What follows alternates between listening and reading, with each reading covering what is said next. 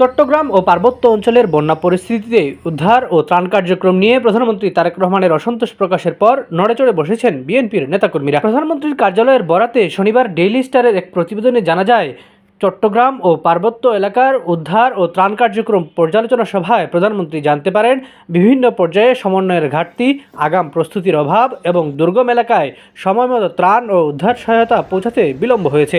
এছাড়া ক্ষতিগ্রস্ত মানুষের পাশে দাঁড়াতে দলের সংসদ সদস্য, বিএনপির নেতাকর্মী এবং সংশ্লিষ্ট সরকারি কর্মকর্তাদের আগেই নির্দেশনা দেওয়া হলেও অনেক এলাকায় তাদের প্রত্যাশিত উপস্থিতি দেখা যায়নি। এ বিষয়েও অসন্তোষ প্রকাশ করেন প্রধানমন্ত্রী। এরপরই আসে নতুন দৃশ্য।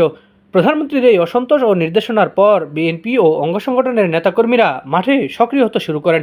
বন্যা কবলিত এলাকায় ত্রাণ বিতরণ, উদ্ধার কাজে সহযোগিতা এবং দুর্গত মানুষের পাশে দাঁড়ানোর কার্যক্রম জোরদার করা হয়। বন্যার্ত এলাকায় ছুটে যান ছাত্রদলের সাধারণ সম্পাদক নাসির উদ্দিন নাসির। এছাড়া স্থানীয়ভাবে চট্টগ্রাম অঞ্চলের নেতাকর্মীরাও সক্রিয় হতে শুরু করেন।